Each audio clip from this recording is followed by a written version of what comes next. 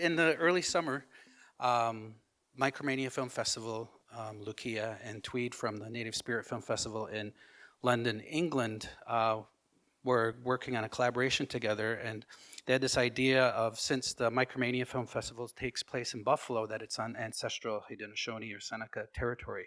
So they wanted to include a Haudenosaunee film program, so they asked me to curate it. I kind of considered myself to be a filmmaker first, and then when I was asking to do curating, I kind of knew, I had an idea of what it was, but I thought it was more administrative. And so I took on the task, and but the big selling point for me was that they really stressed that they wanted to support independent indigenous filmmaking by paying a screening fee.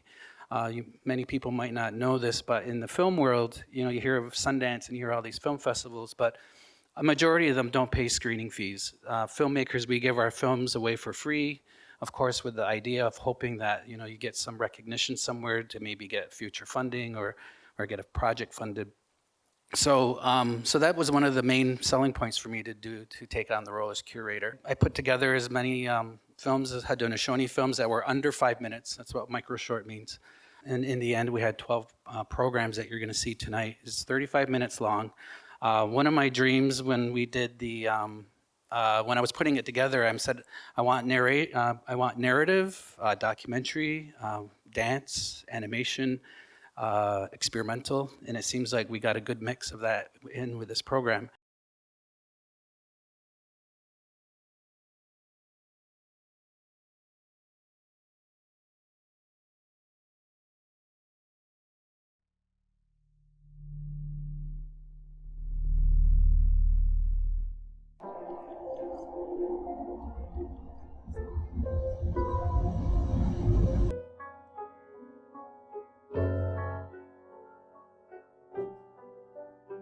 I am my own Google Docs. I am my own Google Video View. I am my own Google. Where I'd rather be. Where I'd rather be. Where I'd rather be.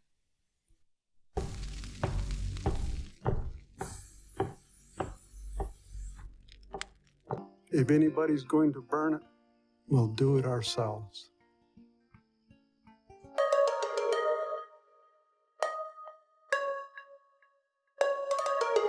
And I had 8 kids in maybe 9.5 years.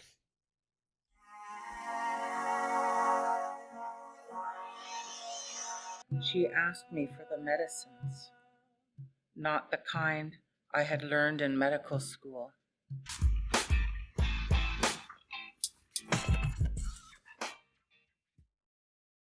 If I can ask for the filmmakers who are going to be in the panel: Caleb Abrams, Candace, Maracle, Rosy Simas. Okay, we did this program earlier this afternoon at the noon crowd, and I'm going to try to mix it up a little bit. It was an interesting conversation we had.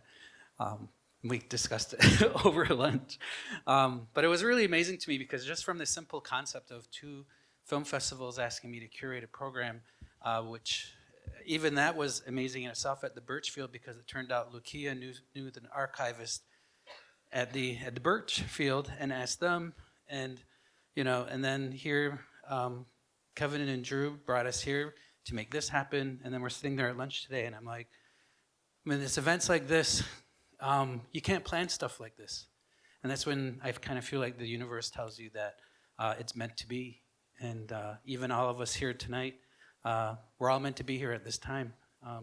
So let's go through and introduce ourselves. Or we should introduce each other. This is Candace. Introduce yourself and tell us a little bit about your work, what you do. Sego, everybody. My name is Candace Maracle.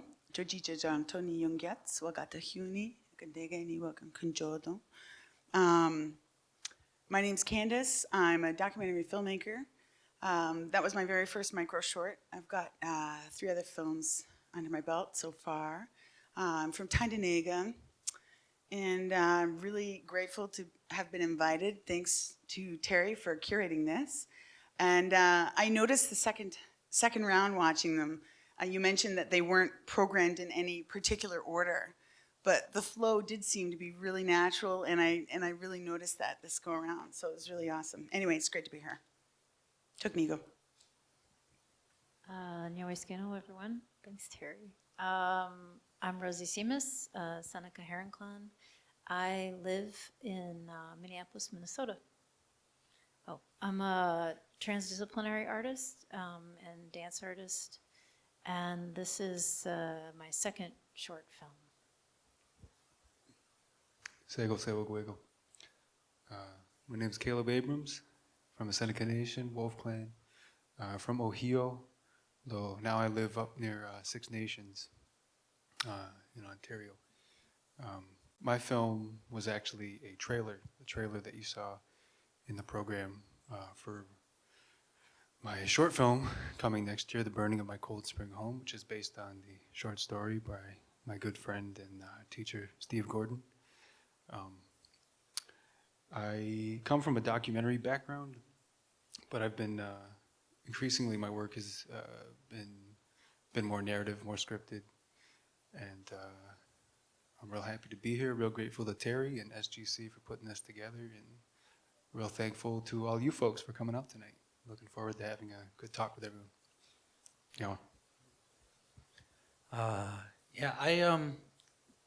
I'm going to ask this question for all of us. Like, when did you, or what was your first influence in becoming a storyteller? Not necessarily a filmmaker, or it could be a filmmaker, but where did this sense of telling our stories or your story come about in your young lives?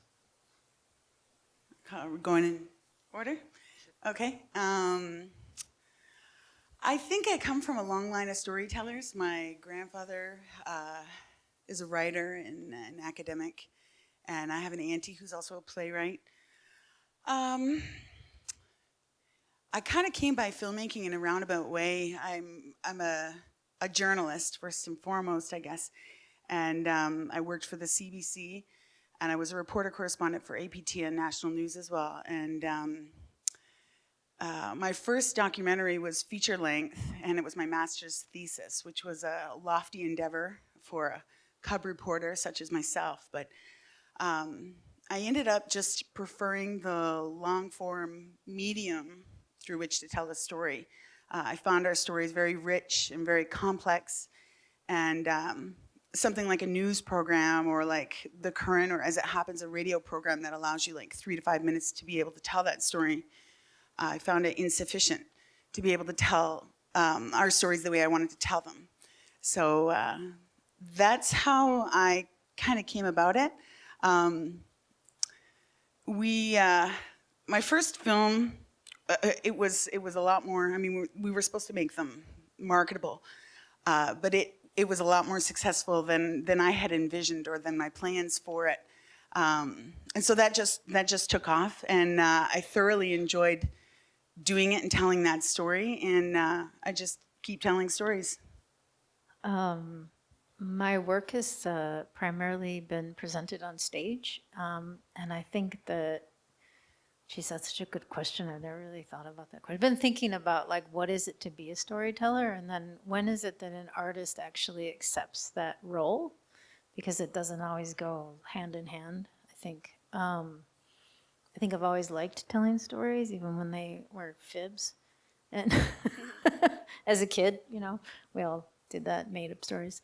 But early on, I started making work for stage, and I do a lot more installation now. And so I think even within the most abstract work that I do, there's still story. When I first went to college, I went to a community college, Jamestown, about 15 minutes from the territory boundary. And I went for fine arts. I could draw, I could paint, and I was a sculptor and things like that. But I didn't really know where I wanted to go with that. And my second year there, I produced a student film called Remembering the Removal. Every year, the Seneca Nation hosts an event called Remember the Removal, where our community comes together to, I think the tagline is to celebrate it's a celebration of, a day of remembrance and a celebration of survival. And this is in reference to the construction of the Tsi'tkalù Dam in the 1960s forced the relocation of over 600 Seneca people in violation of the Canandaigua Treaty of 1794. And this, of course, included my father, who's here with us tonight, my grandparents, my uncles, a lot of my extended family, and our community, as well as Steve here, who wrote The Burning of My Cold Spring Home. And so I interviewed my dad, my grandma, a number of other elders, my high school Seneca history teacher, because we were 15 minutes away from Seneca territory, and all these kids were from Western New York. But when I pitched this I wanted to do like a music video for that Johnny Cash song, As Long as the Grass Shall Grow. And no one in the room knew what I was talking about. These were all Western New Yorkers. Half of them didn't know, they couldn't believe that I drove a car, that I had a laptop. And I was so sort of overwhelmed by that ignorance that, it was a 5-minute assignment, but it turned into a 25-minute documentary.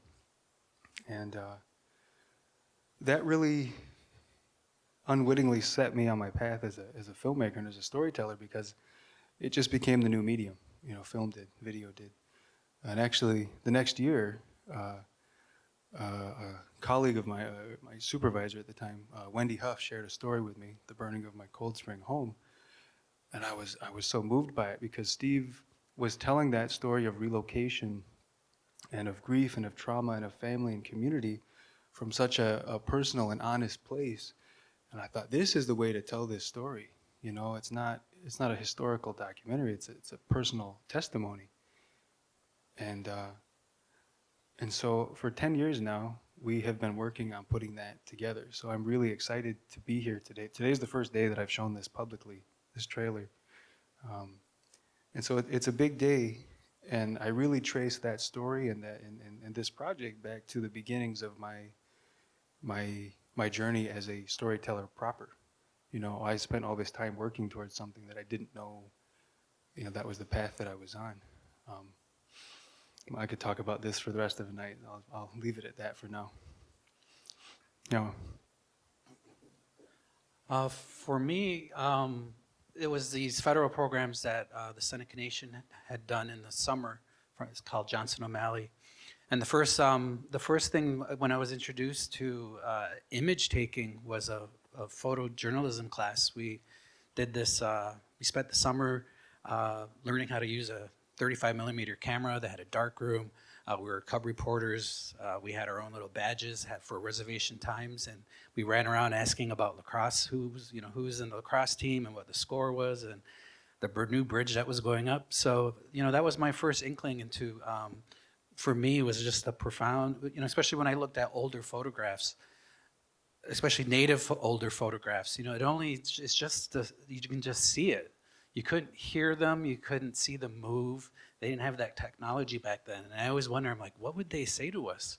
And so the following summer we ended up doing video. And so we did some skits and, like breaking the world's record and having world on top of this record and you break it. And, we did funny things like that. But for the most part, growing up, it was, we were all consuming, cartoons and commercials. And then, we would see underrepresented or misrepresentation of Native people in films and TV shows. And but for me, that felt like Hollywood was like another world. It was far away from me. And I never felt like there was, we had plenty of mentors at home, for culture and history and language. But it wasn't like something I could look up, even though image taking was an interest to me. There was no one that I could look up to say, I want to be a filmmaker like so-and-so.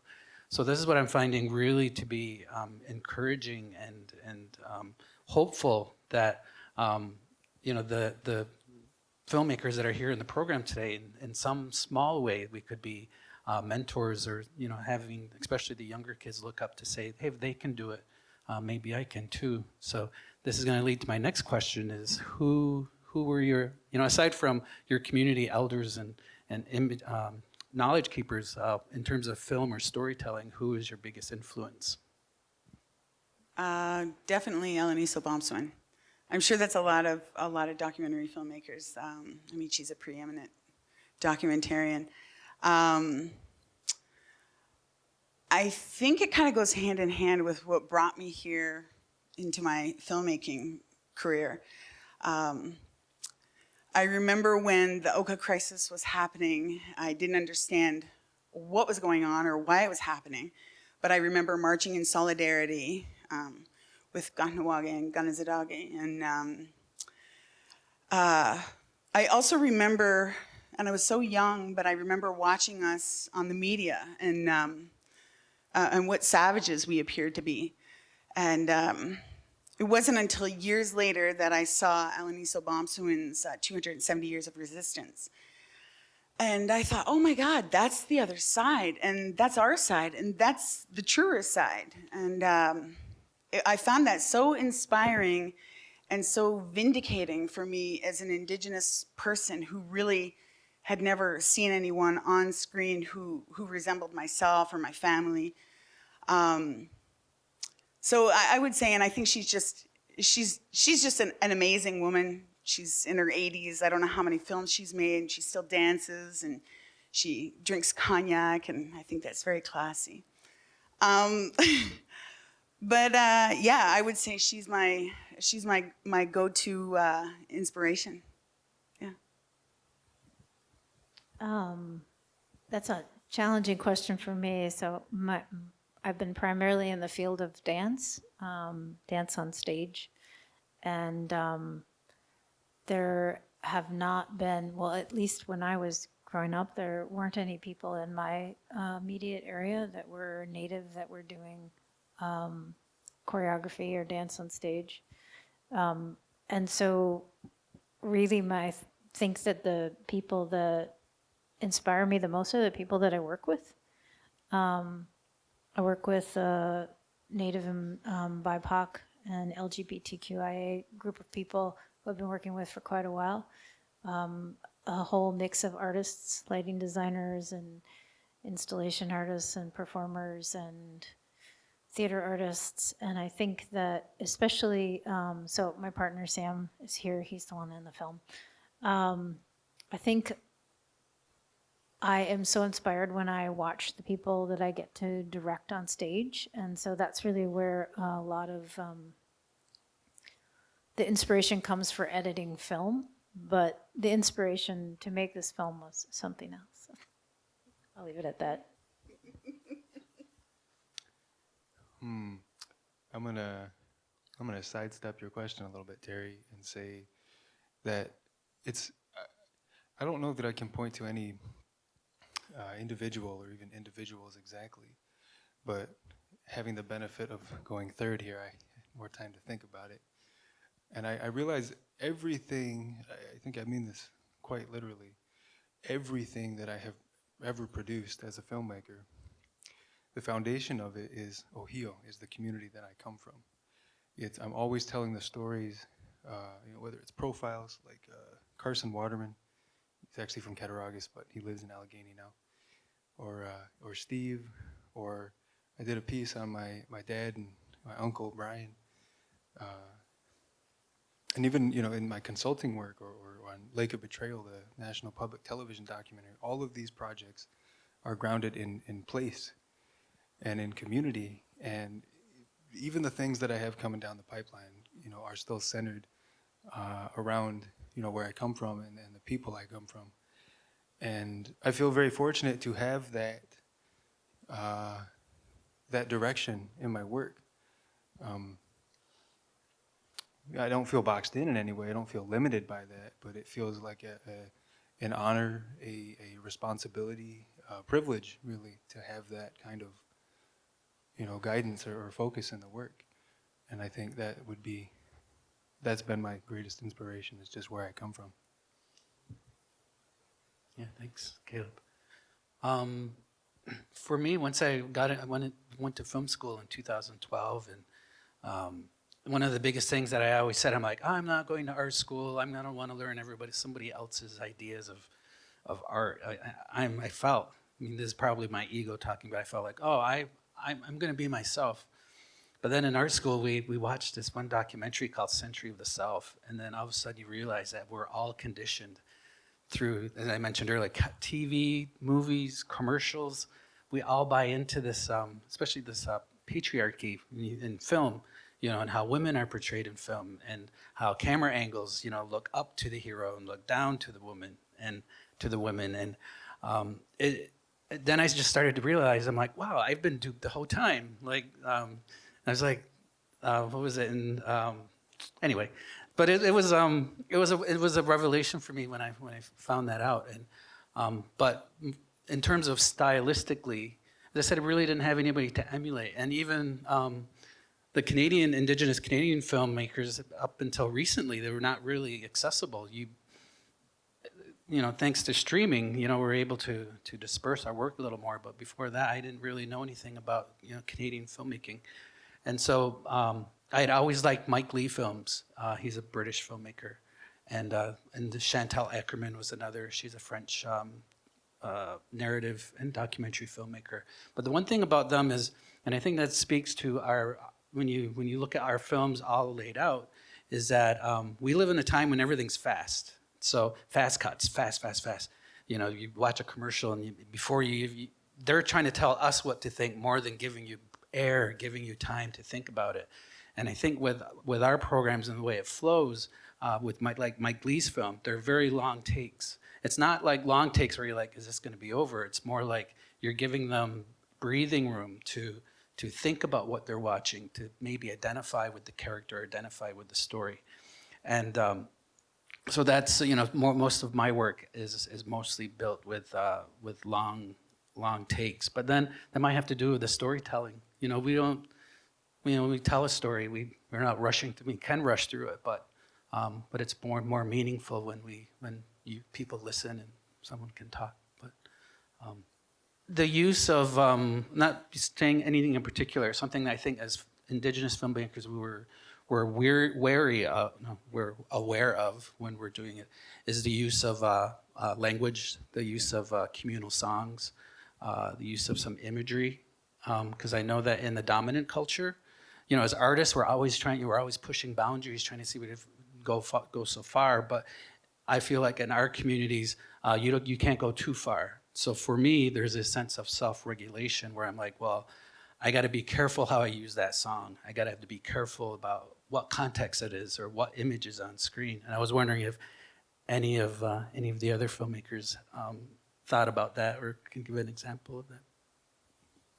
Yeah, that comes up a lot. And even one of the other filmmakers, Brooke, and I had a conversation about the intellectual property of Haudenosaunee people. In my work as a journalist and a filmmaker, I'm always very mindful of that. And as a matter of fact, for my first film, my first doc, which was over a decade ago now, it dealt with the Iroquois nationals and the passport issue. And I screened it I traveled with the Iroquois nationals delegation to Prague, and I gave them an advanced screening, the Iroquois Nationals Board, and I actually gave them final edit approval. And I know that kind of goes against journalistic standards, but obviously my sense of identity as a Onyota'a woman trumps that, and my accountability to my community. So I think that's one thing that I always really appreciate, is that with my work, because I'm so accountable to the subjects therein or the communities that I've worked in, and I always want to give something back. I always care about how we're represented and how we're presented to the mainstream audience, because I know how that can be twisted and distorted. So that is something that is just automatically probably always top of mind whenever I'm doing anything. And certainly, the culture, I go to ceremonies, I speak the language, that's an important part of my identity. And we want to protect that for a reason. I know there's an issue, and you said this in your documentary, that the language people didn't want that language to be recorded. And so I know that debate still continues.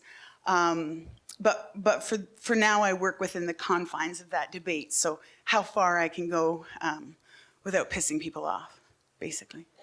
Yeah, that's a really complex question. Even in my own work so I started making dances in 92, 93, professionally out of college. And I remember at one point I was in a dance company, and we were doing sort of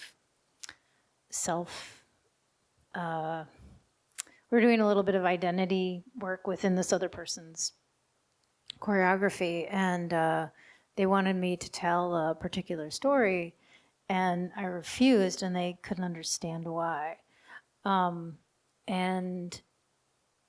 I know now I'm telling my story. Later on, so I was always really resistant. I felt like in my performance work there was this desire, this voyeuristic desire, especially from non-native audiences, for me to do work about my identity or culture, and I resisted that. And even though I grew up very far away, I knew inherently that these weren't things that we were supposed to share in that way. And so I was very resistant. And then one day I did an improvisation piece, and I just decided to dance with an image of one of my third great grandmothers, and I actually was really struck by how that actually completely changed my work, that there was sort of a relationship that was happening that I hadn't really recognized, that it had really awakened something inside of me. And so, but since, I know it's not exactly what you're talking about. And then I went on to do a piece called We Wait in the Darkness, which was actually inspired by my grandmother's life. She was born on corn planter, she went to Thomas Indian School. She had a tragic and also very fruitful life. She had 5 children, and she worked at the San Francisco American Indian Center. She was one of the founders. But in doing that, there were images and language that I wanted to share in that.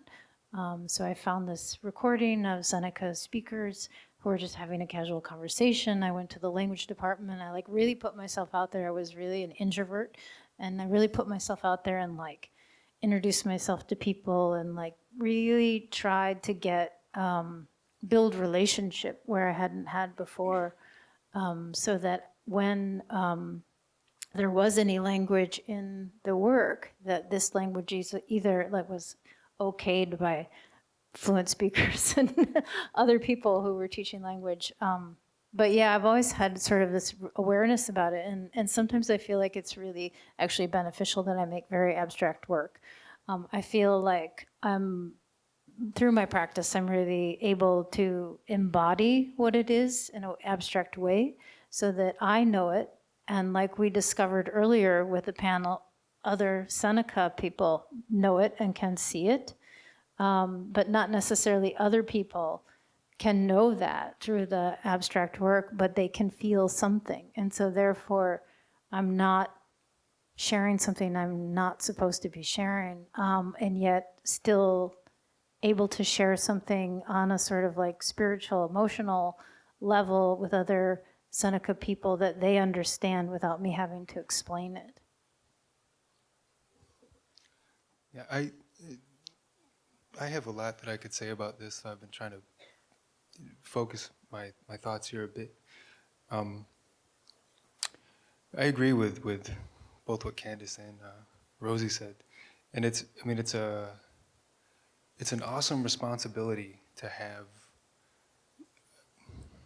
to be able to draw on these things, to have these, to be able to draw inspiration, from our communities, from our culture, from our backgrounds, from our histories. But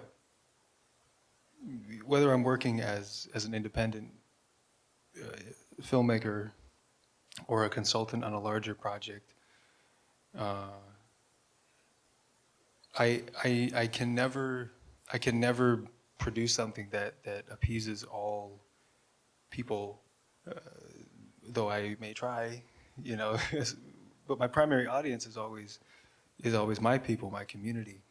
And whenever I produce something, it's never me. I mean, I will lean heavily on a lot of key advisors and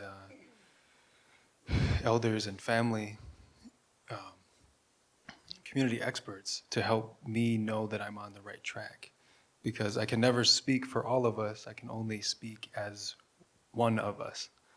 But I do want to take this opportunity with the burning of my Cold Spring home. My North Star for that was always centering Steve's words. This is Steve's experience. And in that way, it helped sort of focus the project, because Lake of Betrayal was the national public television documentary that tackles the Kinzua story on a national level. It's an hour-long doc that situates the story within the context of American history, using touchstones like World War II, the Great Depression, the New Deal, to help a national audience understand. Whereas Cold Spring, in a way, felt more manageable, because we spend maybe 2 minutes talking about that in the film. The rest of it is about Steve and his perspective. So I wanted to ask if Steve would maybe share a few words about what sort of was your guiding principle in writing the story. Where did that come from for you? First off, I want to thank these people here. A question that was asked about them earlier was the importance of including language. To this point, I've been very worried. I've been wondering where this next generation is going to go with their language and culture. I'm worried. Because some of you may know Senator Inouye. You remember him, the senator from Hawaii. He said there's 4 very important things that keep you American Indians. First one is that you have a form of government. Second one is that you have a land base. Third one is that you have a history.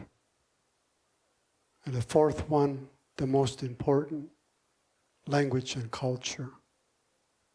Those 4 things are like legs on a table. Without one of them, your table's going to fall over. And what I found out growing up, nobody told the children what was going on. Nobody told me who I was. I didn't know what it meant to be a Seneca Indian. And to be a Seneca Indian who was going through this trauma of being taken away from our land. We call our land our mother. They took us children away from our mother. They made us move. I wanted to record that so that I wouldn't forget. I didn't want to forget. But in that writing, what I realized, I was an angry person. I was very angry. Because as a child, there was nothing that I could do. I couldn't stop the process. I was just along for the ride. So in 1964, when they moved my family, and we sat in that car and we watched and heard and felt my home burning, a home that I'd spent 12 years in. I watched it burn to the ground. I carried that with me for a long time. It haunted me.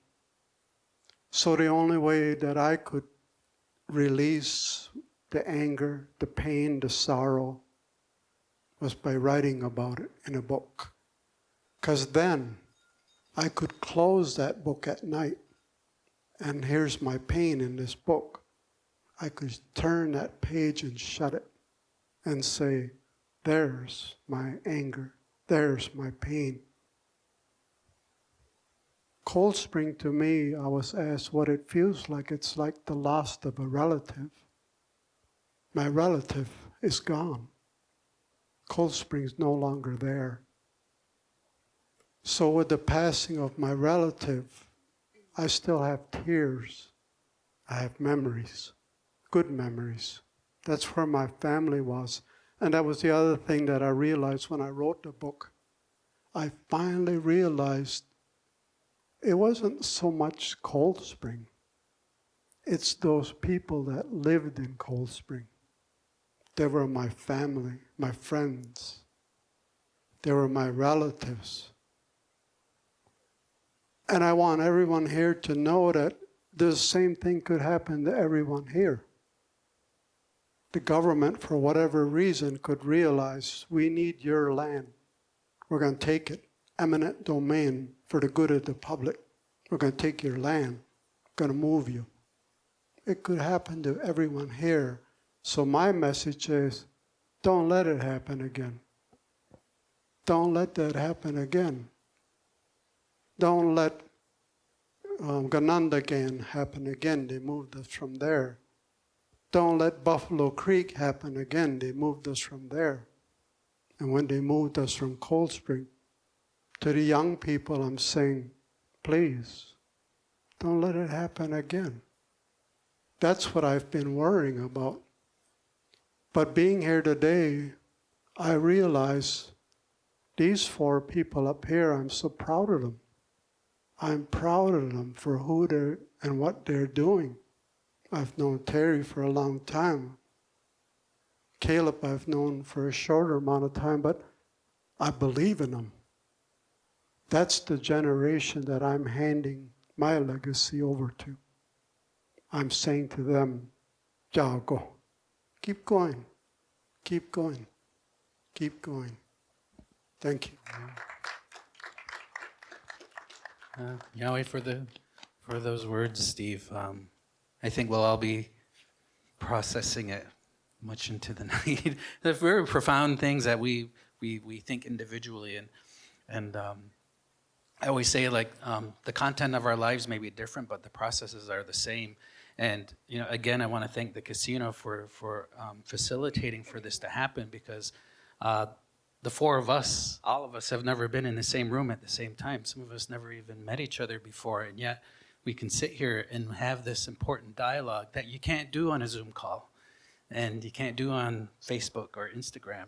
So, I know we're all going to walk away knowing that we're not alone, and that,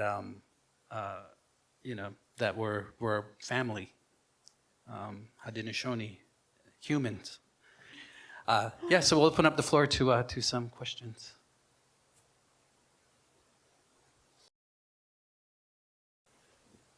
I have this whole conversation about language and not wanting to record language.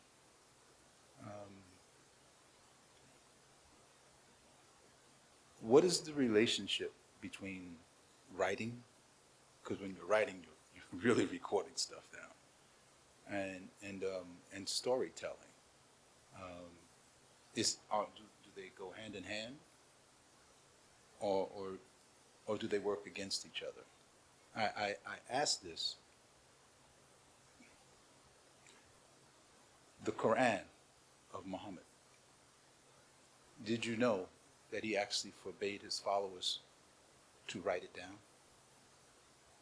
He did not want the book written. He wanted it to remain within an oral tradition. He feared that. So I'm just wondering the relationship there. It's very similar. We're oral history, oral language. It's only been until recently with language revitalization that we've tried to adopt a more phonetic alphabet.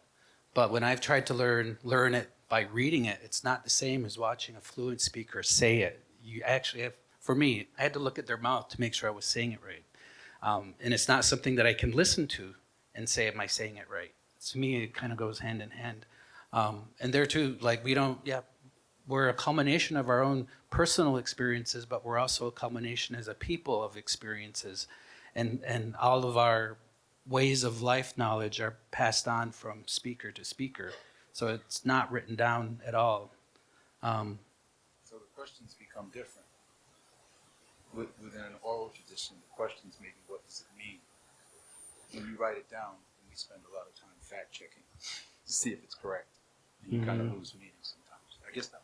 Yeah, I mean, that can play in a lot into academia as well, indigenous people in academia, because when you start talking about peer review and all of that? And what if you're harnessing communal cultural knowledge that you can't fact check, and then you got to stand there and try to fight for it. It's interesting, very interesting. Again, another profound idea that I'll be thinking about.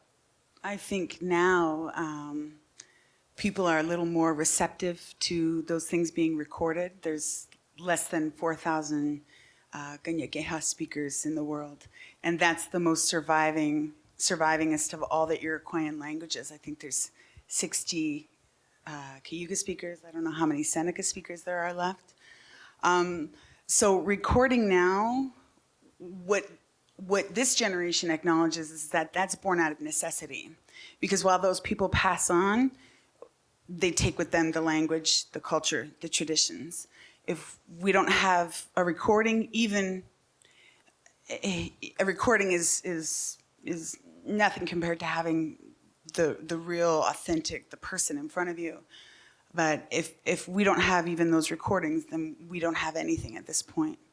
And I think the older generation was just a little cagey. I think they'd been scorned, they'd been burned. When the white men first arrived to Turtle Island, we invited them into our ceremonies. They're no longer invited. And even if I go to another longhouse and people don't recognize me, they'll still ask me who I am or where I'm from.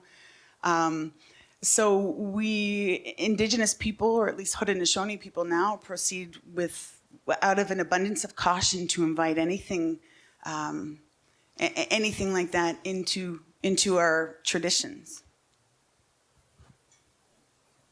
I think Karen had, Sego. Oh, yes. Sego Onyota'a, Glana Ua Youngets.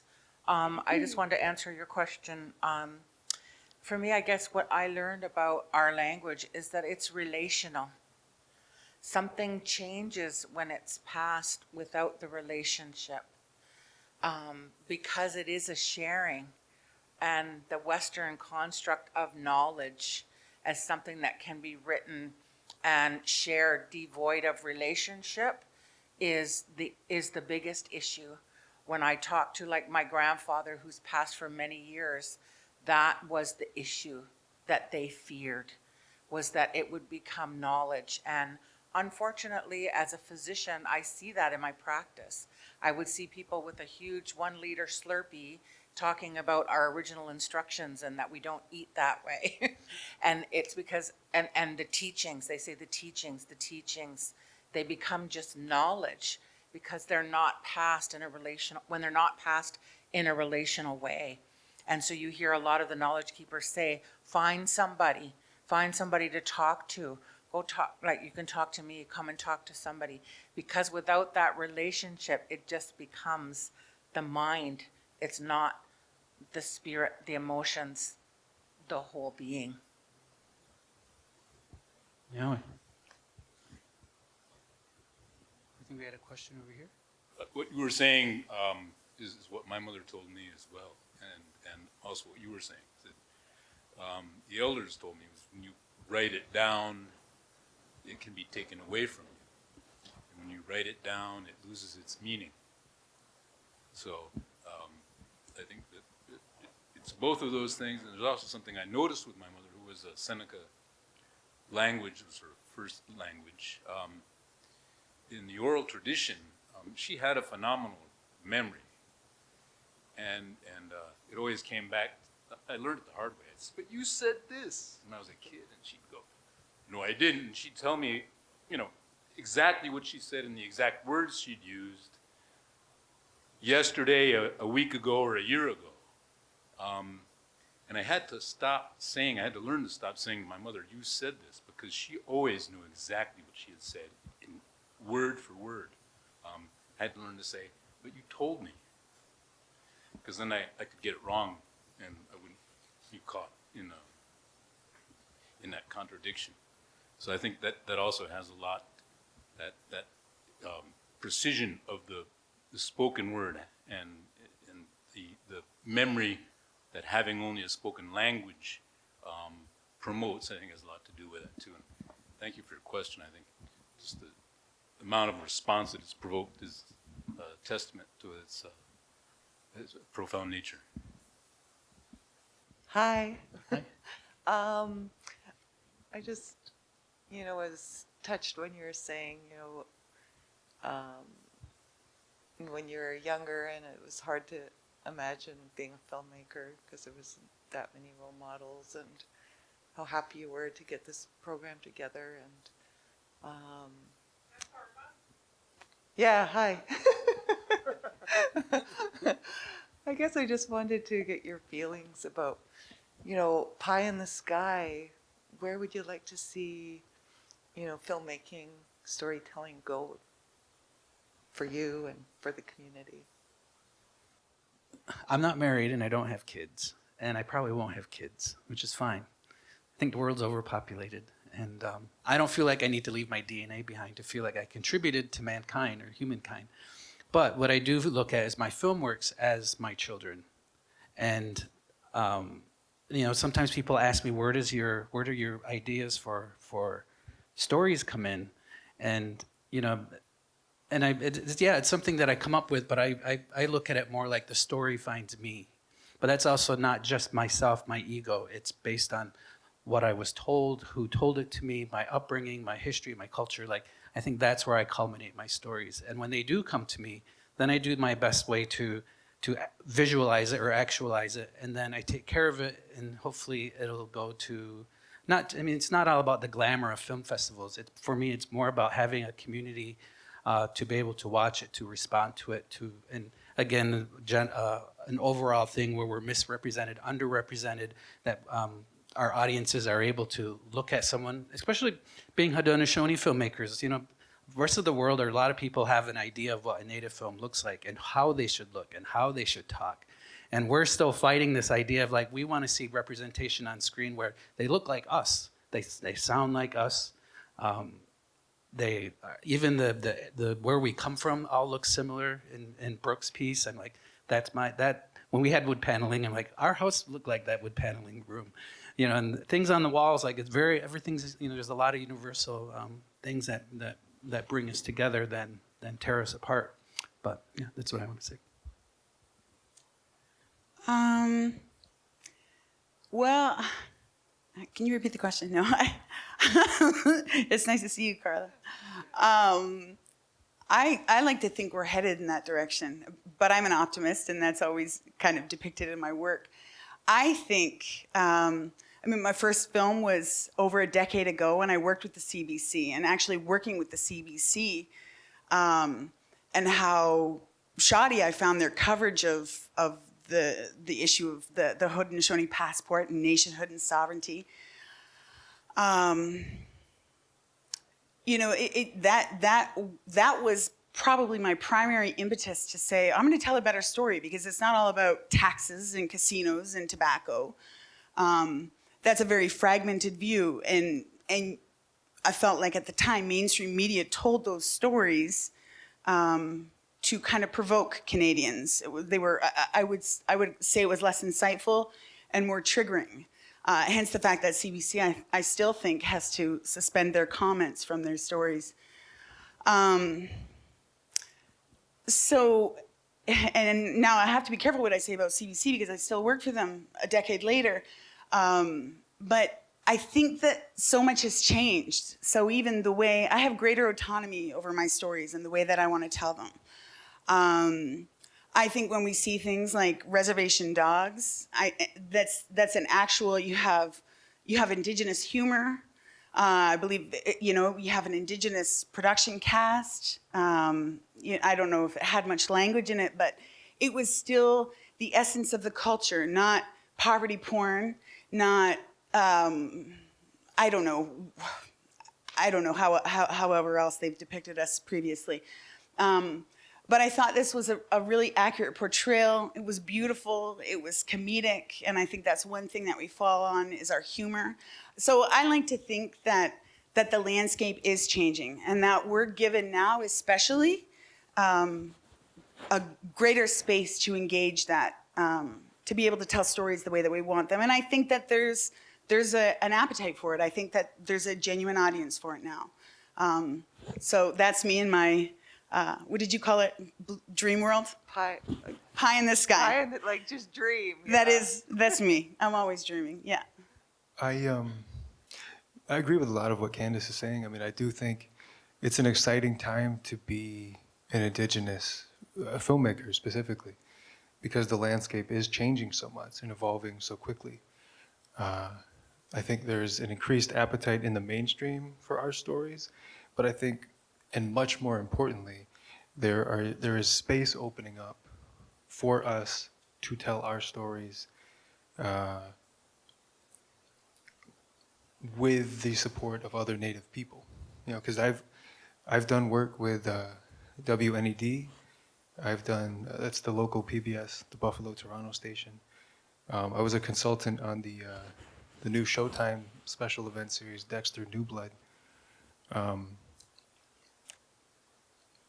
And I was the associate producer on the Lake of Betrayal, the National Public Television doc. And I'm very proud to have been involved with all of those platforms and all of those programs. But in many times throughout those collaborations, Lake of Betrayal less so, but I would really have to fight to articulate myself, to be understood. Even if my collaborators wanted to understand me, it was difficult to bridge that gap sometimes, or there would just be a limit to an understanding. And sometimes they'd say, I don't quite get it, but I hear, I hear you, I want to, but I would not quite there. And so I think that's what I'm excited about. I don't know that I can quite articulate. Maybe if I'd gone forth, I could have maybe articulate exactly, where I want to, what my sort of dream scenario looks like. But working on the burning of my Cold Spring home, you saw me, the credits flash by there. 80% of my collaborators were not only Haudenosaunee, but Seneca. And not only Seneca, but from Ohio. So it's a real, Allegheny project, and I'm real proud of that. And I think it translates in the piece, because all of the people involved were of that place. And so I just want to keep producing work that feels, that is that grounded, that has that sort of, honesty and integrity, down to its, fiber, its very being. I'm just going to keep following that. But good question. Tough question. You're welcome. Thank you. Yeah, I think I'll leave mine really simple, which is just like to go back to the beginning when I was first starting out as a choreographer, and then, I work in a lot of different mediums, and I install a lot in museums and galleries now. I think not having anybody, not only that just looked like me, but that had a similar experience even. And I think that digital media has the capacity to sort of transcend space, obviously, because I have only ever been able to do one performance out here, although I have tried and tried. I did a performance at SUNY Fredonia, and it was as close as I could get to Cattaraugus. Luckily, I was able to get some of the elders and other friends from there to go to the show. But because my work has mainly been on stage, and I did have an exhibit up at the Cultural Center in Allegheny, but it's hard for me to share my work in that way. And digital media actually provides a way in which I can do that. And if other people are able, I don't even need to say younger, because I don't always actually think about it that way. Like, you could be 70 years old and be like, I want to make film, I want to make short films, I want to make stop animation, I want to, all of that is possible. And to be able to have other people be inspired to do that, whatever their story might be, abstract, literal, metaphor, that's what I would like. I would like there to be like this to be happening 6 times a year, or, here. That's what I would like to see. I think we're done for the night. So thank you, everybody, Nyawe, for watching our work. We were all excited, emailing each other. Oh, I'm so excited! And I was too, that we were able to share it with you and share our thoughts, and hopefully we'll do it again soon or next year, Native Heritage Month. We'll make more micro shorts. But anyway, Yahweh, and have a good night, and Yahweh. Yamakoa.